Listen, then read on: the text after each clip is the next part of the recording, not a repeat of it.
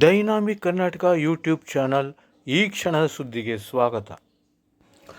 ASP ಮೇಲೆ ಕೈ ಎತ್ತಿದ ಪ್ರಕರಣ, ಸಿಎಂ ವಿರುದ್ಧ ಜನಪ್ರತಿನಿಧಿಗಳ ನ್ಯಾಯಾಲಯದಲ್ಲಿ ಖಾಸಗಿ ದೂರು, ಎಫ್ಐಆರ್ ದಾಖಲಿಸಲು ನಿರ್ದೇಶನ ನೀಡುವಂತೆ ಮನವಿ.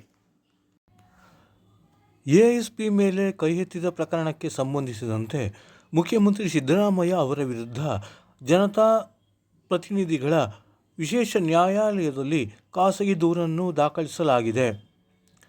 ಎಎಸ್ಪಿ ನಾರಾಯಣ ಬರ್ಮನಿ ಅವರ ಮೇಲೆ ಮುಖ್ಯಮಂತ್ರಿ ಸಿದ್ದರಾಮಯ್ಯ ಅವರು ಕೈ ಎತ್ತಿದ ಕಾರಣ ಜನಪ್ರತಿನಿಧಿಗಳ ವಿಶೇಷ ನ್ಯಾಯಾಲಯದಲ್ಲಿ ದೂರನ್ನು ದಾಖಲು ಮಾಡಲಾಗಿದೆ. ಹೋರಾಟಗಾರ ಭೀಮಪ್ಪ ಗಡದ್ ಎಂಬುವರು ಜನಪ್ರತಿನಿಧಿಗಳ ವಿಶೇಷ ನ್ಯಾಯಾಲಯದಲ್ಲಿ ಖಾಸಗಿ ದೂರನ್ನು ದಾಖಲಿಸಿದ್ದು, ಮುಖ್ಯಮಂತ್ರಿಗಳು ಸಿದ್ದರಾಮಯ್ಯ ಅವರ ವಿರುದ್ಧ ಎಫ್ಐಆರ್ ದಾಖಲಿಸಲು ನಿರ್ದೇಶನ ನೀಡಬೇಕೆಂದು ದೂರಿನಲ್ಲಿ ಮನವಿ ಮಾಡಿದ್ದಾರೆ. ಇತ್ತೀಚೆಗೆ ಬೆಳಗಾವಿಯಲ್ಲಿ ಕಾಂಗ್ರೆಸ್ ಪಕ್ಷದ ಸಮಾವೇಶ ದೊಡ್ಡ ಮಟ್ಟದಲ್ಲಿ ನಡೆಯುತ್ತಿತ್ತು. ಆ ಸಂದರ್ಭದಲ್ಲಿ ಭಾರತೀಯ ಜನತಾ ಪಕ್ಷದ ಕಾರ್ಯಕರ್ತರು ಪ್ರತಿಭಟನೆಗೆ ಮುಂದಾಗಿದ್ದರು. ಈ ಸಂದರ್ಭದಲ್ಲಿ ಗರಂ ಆಗಿದ್ದ ಮುಖ್ಯಮಂತ್ರಿ ಸಿದ್ದರಾಮಯ್ಯ ಅವರು ಪೊಲೀಸ್ ಇಲಾಖೆಯ ವಿರುದ್ಧ ಸಿಡಿಮಿಡಿಗೊಂಡಿದ್ದರು. ಅಲ್ಲದೆ ಎಎಸ್ಪಿ ಅವರ ಮೇಲೆ ಕೈ ಎತ್ತಿದ್ದರು. ಹಾಗಾಗಿ ಇವರ ವಿರುದ್ಧ ಹಲವಾರು ಟೀಕೆಗಳು ಕೇಳಿಬಂದಿದ್ದವು.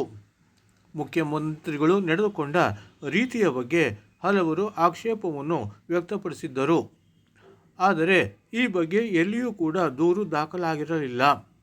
ಆದರೆ ಈಗ ಹೋರಾಟಗಾರ ಭೀಮಪ್ಪ ಗಡದ್ ಎಂಬುವರು ಜನತಾ ಪ್ರತಿನಿಧಿಗಳ ವಿಶೇಷ ನ್ಯಾಯಾಲಯದಲ್ಲಿ ಖಾಸಗಿ ದೂರನ್ನು ದಾಖಲು ಮಾಡಿದ್ದಾರೆ. ಅಲ್ಲದೆ ದೂರಿನಲ್ಲಿ ಸಿದ್ದರಾಮಯ್ಯ ಅವರ ವಿರುದ್ಧ ಎಫ್ಐಆರ್ ದಾಖಲಿಸಲು ನಿರ್ದೇಶನ ನೀಡುವಂತೆ ಅವರು ಕೋರಿದ್ದಾರೆ.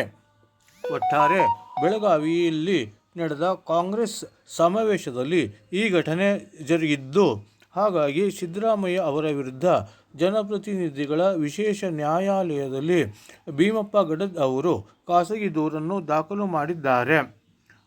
ಮುಂದೆ ಇದು ಯಾವ ಹಂತ ತಲುಪುತ್ತದೆ ಎನ್ನುವುದನ್ನು ಕಾದು ನೋಡಬೇಕಿದೆ.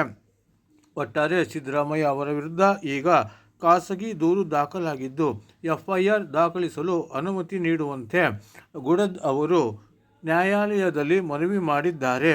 ಈಗ ಒಂದು ವೇಳೆ ಸಿದ್ದರಾಮಯ್ಯ ಅವರ ವಿರುದ್ಧ ಎಫ್ಐಆರ್ ದಾಖಲಾದಲ್ಲಿ ಸಿದ್ದರಾಮಯ್ಯ ಅವರು ಸಂಕಷ್ಟಕ್ಕೆ ಸಿಲುಕುವ ಸಾಧ್ಯತೆ ಹೆಚ್ಚಾಗಿದೆ.